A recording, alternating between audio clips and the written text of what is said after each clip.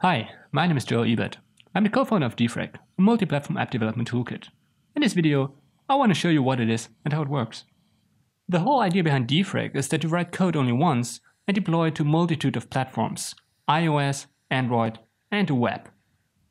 Our technology makes sure that your apps run at native speed and the user gets the best experience. This also means you can focus on what really matters, developing great apps. In the next 15 minutes, I want to show you how you can install defrac on your local machine and create a simple project. I will also introduce you to a couple of features that we think are really great. We are currently in private beta mode, and if you already registered, you might have received an email like this one. It contains your username and password that are required in order to launch defrac. We also include some links to the documentation, sample projects, and a mailing list. I want to install defrac now on my local machine, so I bring up the documentation since it contains a Getting Started guide.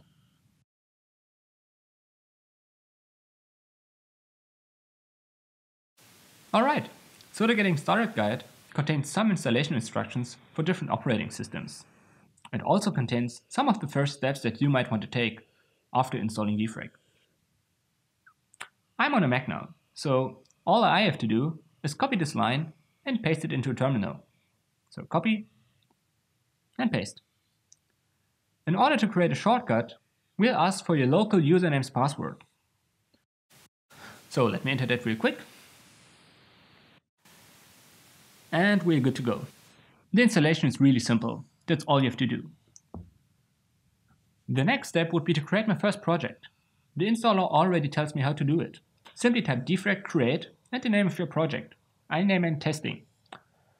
This will create a folder inside my home directory where I'm currently at. When I run this command for the first time, defrac will automatically fetch the latest version. It will also ask you for your username and password that you received in the invitation email. But don't worry, it does this just once. Alright, now the create command executed and we got a folder. So let's have a look at its content. There are two very important folders here. The first is the resources folder. All files that you drop into this folder will be bundled with your application. You can load them at runtime and don't have to worry about access from the network or anything else. The second folder that we want to look at is the source folder. It contains actual Java source code. And as you can see, every time you create a project, we create a sample app. So let's have a look at it. Simply type web run to run it in your local browser. We launch the development server, and as you can see, we got our first app running. defrac compiles the Java code for you, and once it's done that, it takes the output and compiles that to actual JavaScript. What this means is that you don't have to write Java in order to use defrac. You can use any language like Scala or Clojure, but we make it really simple for Java. It also allows you to use a normal text editor in order to develop your apps. You don't need a fully featured IDE. So let me open up Sublime here and change something in this example. Let's say I want to change the color. So I open up that source file. Alright, here it is. And change its value. When I hit save, I can simply compile it and reload the website in order to see my changed result. Alright, so we have the color changed. So now I want to start this application inside the JVM. It's a great place to develop. So simply type JVM run .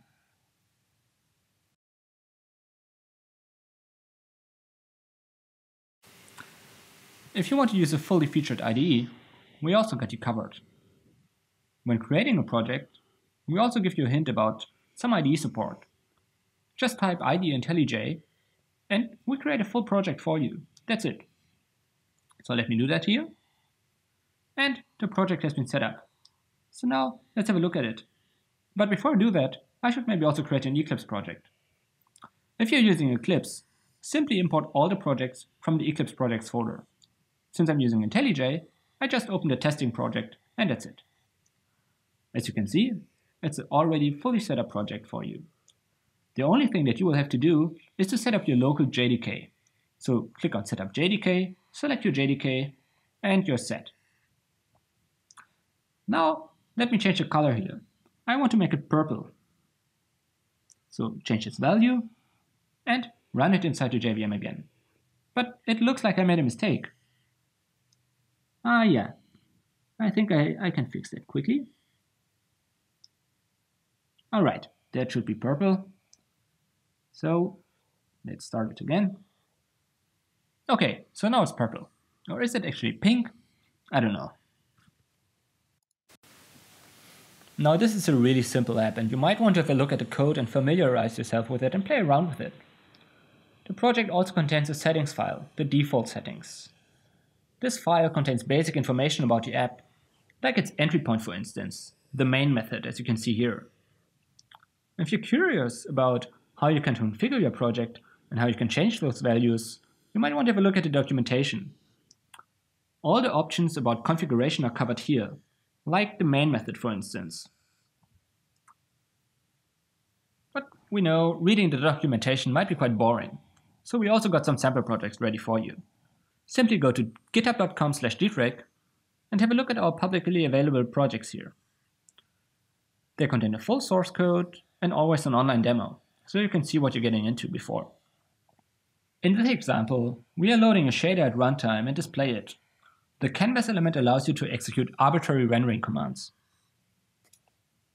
If you create an example yourself, don't hesitate to share it inside the mailing list. However, today I want to show you some other examples, some of the different features that we have in mind. In order to do that, I'll need help from my friend Mario. So, quit, go to my development folder, Mario, and start defrac. This is a 2D platformer entirely written using our framework. You're all familiar with it. Let me show it to you real quick. Okay, so here we are. Everything behaves as it should. Mario's jumping around, everything works. But I introduced a little bug. When you scale the window, everything should resize. But there's a rounding issue. You can see it, Mario is not really standing on the floor. So, there you see it. He's running inside the air. Now, if I would want to fix this, I would close my app, make some changes to the code, reopen the app, and I would have to get into the same state where this error is. And as you can see, this error doesn't always occur. So I'm not sure, did I really fix it? Or am I just at the wrong position? Is the window at the right size? So how do I know I really fixed it? So that's why we introduced the hot swap mode. Hot swap allows you to reload code in your live application. This means whenever you save a file, we compile it and load it into the running application. We do the same for your resources, like textures, the map, and everything else. So let me show you how this works. In order to do that, I use Sublime. Simply type hot swap. The application is running as usual. And now I try to get into the same position where we have this error.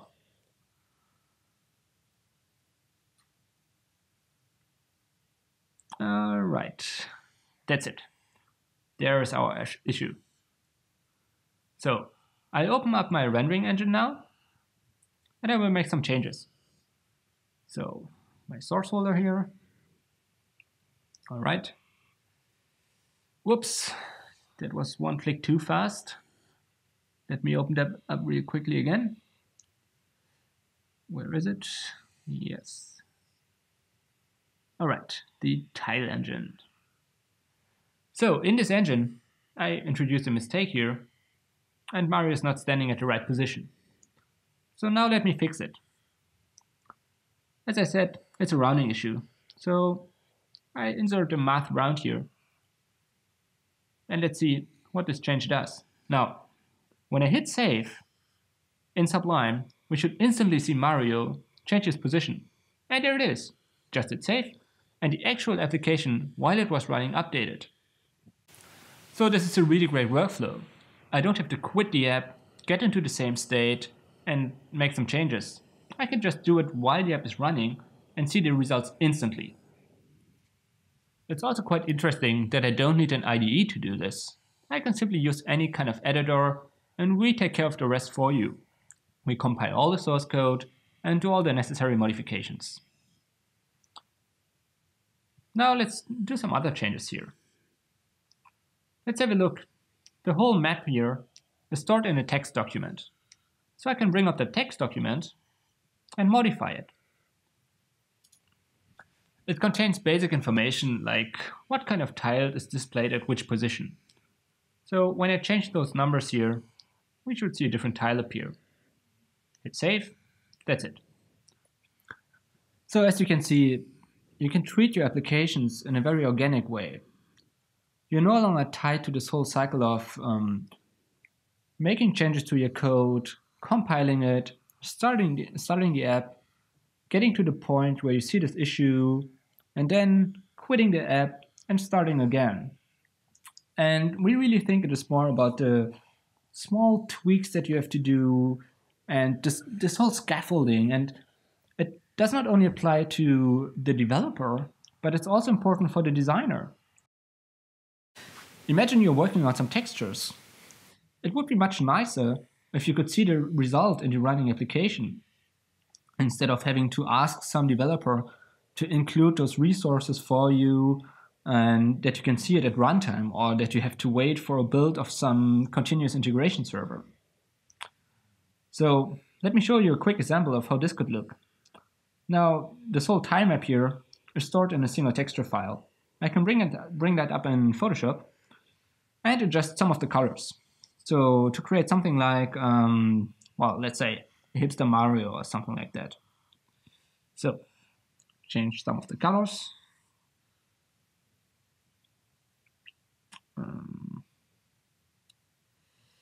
Oh, where is it? Oh yes, color balance.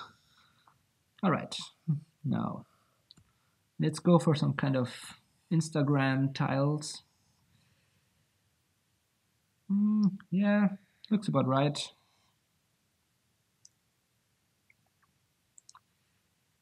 And maybe just the saturation a little bit. Okay. Whoa, what are we getting into? Okay. Okay, this looks more like Mario ate 1 or 2 mushrooms too many. So let's export it and, well, have to use the PNG and overwrite the file that's in our resources folder. So use that file, hit save, and as you can see, it instantly updated. So this is a really, really great workflow for designers that see the results in a running application without having, well, to wait for the developer or anything like that. But this looks gross. So let me undo that real quick. Maybe I just get rid of those layers here. Yes. Save it again. And when I hit save and replace, we should see the change instantly as well. So there you go, back to normal. Okay, maybe I should adjust the gravity here as well, and then we're back to normal. That looks much better now. Okay, now I developed my application inside the JVM, so it's time to test it on different platforms maybe. Let's try it in the web. In order to do that, I simply type web run, and that's it. Code's getting compiled for the web, and we're good to go. It's the same app running inside your browser. And as you can see, it all works and behaves correct.